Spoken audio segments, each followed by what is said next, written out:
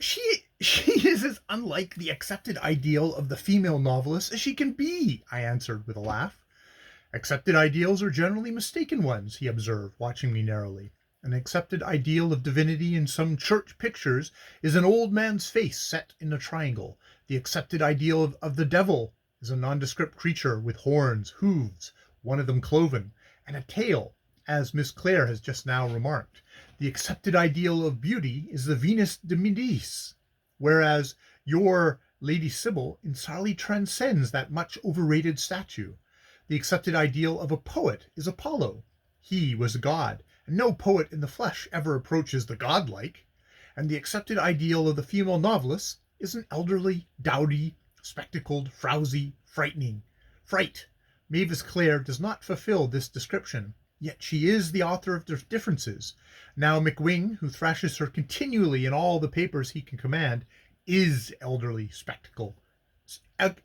is elderly, ugly, spectacled, and frowsy, and he is the author of nothing.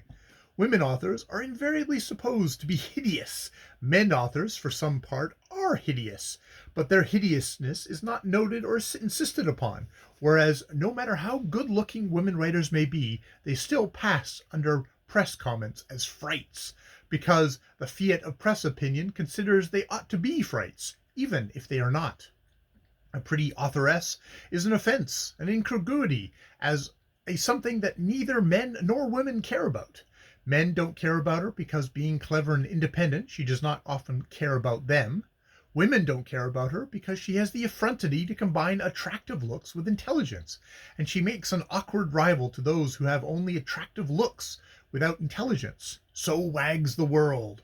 O wild world, circling through aeons untold, mid fires of sunrise and sunset, through flashes of silver and gold, grain of dust in a storm, atom of sand by the sea, what is your worth, O world, to the angels of God and me? He sang this quite suddenly, his rich baritone pealing out musically on the warm, silent air. I listened, entranced. What a voice you have, I exclaimed. What a glorious gift! He smiled, and sang on, his dark eyes flashing. O wild world, mote in a burning ray, flung from the spherical heavens millions of spaces away, sink in the ether or soar, live with the planets or die, what should I care for your fate, who am one with the infinite sky? What a strange song that is, I asked. What strange song is that? I asked, startled and thrilled by the passion of his voice. It seems to mean nothing. He laughed and took my arm. It does mean nothing, he said. All drawing-room songs mean nothing. Mine is a drawing-room song, calculated to waken emotional impulses in the unloved spinster, religiously inclined.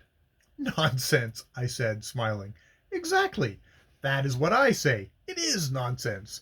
Here we came up to the carriage which waited for us. Just 20 minutes to catch the train, Geoffrey. Off we go. And off we did go. I watched the red-gabled roofs of the Willowsmere Court shining in the late sunshine, till a turn in the road hid them from view. You like your purchase? Queried Lucio presently. I do, immensely. And your rival, Mavis Clare, do you like her? I paused a moment, then answered frankly. Yes, I like her, and I will admit something more than that to you now. I like her book. It is a noble work, worthy of the most highly gifted man. I always liked it, and because I liked it, I slated it. Rather a mysterious course of procedure. And he smiled. Can you not explain? Of course I can explain, I said. Explanation is easy. I envied her power. I envy it still. Her popularity caused me a smarting sense of injury, and to relieve it, I wrote an article against her. But I shall never do anything of the kind again. I shall let her grow her laurels in peace. Laurels have a habit of growing without any permission, observed Lucio significantly. In all sorts of unexpected places, too, and they never can be properly cultivated in the forcing house of criticism. I know that, I said quickly, my thoughts reverting to my own book, and all the favorable criticisms that have been heaped upon it. I have learned that lesson thoroughly, by heart. He looked at me fixedly. It is only one of the many you may have yet to learn, he said. It is a lesson in fame, Your next course of instruction will be in love." He smiled, but I was conscious of a certain dread and discomfort as he spoke. I thought of Sybil and her incomparable beauty. Sybil, who had told me she could not love. Had we both a lesson both learn had we both to learn a lesson?